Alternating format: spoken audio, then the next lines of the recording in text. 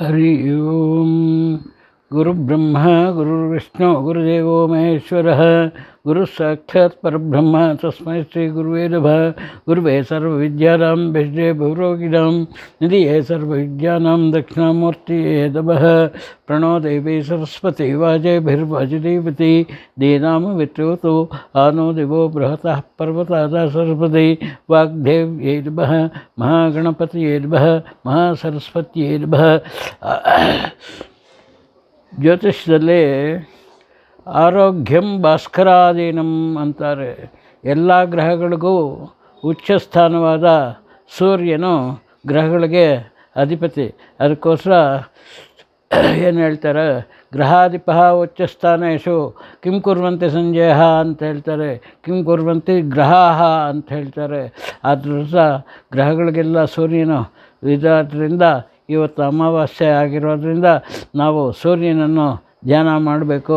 ಆದಿತ್ಯ ಹೃದಯ ಆಗಲಿ ಅರುಣಪೂರ್ವಕ ಸೂರ್ಯ ನಮಸ್ಕಾರಗಳಲ್ಲಿ ಮಾಡಿದರೆ ಹೊಟ್ಟೆ ನೋವಿರೋರು, ಗ್ಯಾಸ್ಟ್ರಿಕ್ ಇರೋರು, ಗ್ಯಾಸ್ ತೊಂದರೆ ಇರೋರು, ಆಮೇಲೆ ಕಣ್ಣಿನ ತೊಂದರೆ ಇರೋರು, ಇಂಥವರೆಲ್ಲ ಕಣ್ಣಿಗೆ ದೃಷ್ಟಿ ಇರೋರು ಇದೆಲ್ಲ ವಾಸಿ ಆಗುತ್ತೆ ಅಂತ ಜ್ಯೋತಿಷ್ಯದಲ್ಲಿ ಹೇಳ್ತಾರೆ.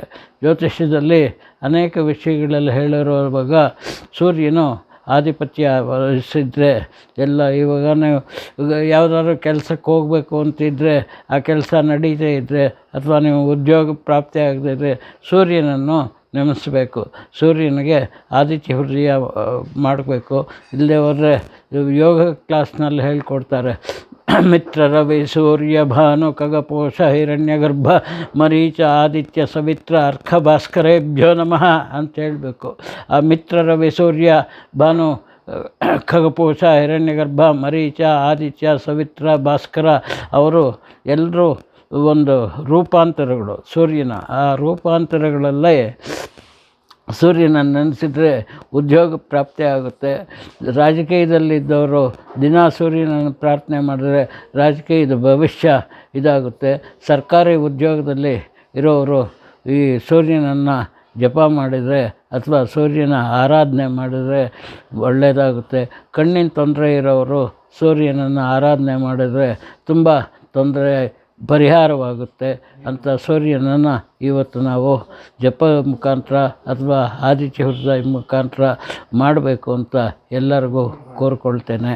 ಇಂಥ ವಿಷಯಗಳು ಅನೇಕ ಇದೆ. ಅದೇ ಥರ ಕುಜನಿಗೆ, ಶನಿ ಮಹಾತ್ಮನಿಗೆ, ಇಂಥವ್ರಿಗೆಲ್ಲ ಇದೆ. ಒಂದೊಂದು ಗ್ರಹದ್ದೂ ಹೇಳ್ತಾ ಬರ್ತೇನೆ. ಚಂದ್ರನಿದೆ, ಮನಸ್ಕಾರಕ ಚಂದ್ರ, ತಾಯಿಕಾರಕ ಚಂದ್ರ. ಅದೇ ರೀತಿ ಸೂರ್ಯನ ತಂದೆಗೆ ಇದು ಆತ್ಮಕಾರಕ. ನಮ್ಗೆ ಆತ್ಮ ಪರಮಾತ್ಮ ಅಂತ ಹೇಳ್ತೀವಲ್ಲ, ಅದು ಸೂರ್ಯಲೋಕಕ್ಕೆ ಹೋಗುವಂಥದ್ದು ಆತ್ಮ. ಆ ಆದಿತ್ಯನ ಇವತ್ತು ನೆನೆಸೋಣ, ಸೂರ್ಯನ ನಮಸ್ಕಾರ ಮಾಡೋಣ. ಜ್ಯೋತಿಷ್ಯ ಶಾಸ್ತ್ರದಲ್ಲಿ ಸೂರ್ಯನಿಗೆ ಪ್ರಬಲವಾದ ಶಕ್ತಿ ಇದೆ. ಆದ್ದರಿಂದ ನಾವು ಜ್ಯೋತಿಷ್ಯದ ಮುಖಾಂತರ ಈ ಸೂರ್ಯನನ್ನು ನೆನೆಸೋಣ ಅಂತ ಇವತ್ತಿಗೆ ಇದನ್ನು ಮುನಿಸಿ ನೋಡ್ತಾ ಇದ್ದೇನೆ. ಜೈ ಹಿಂದ್.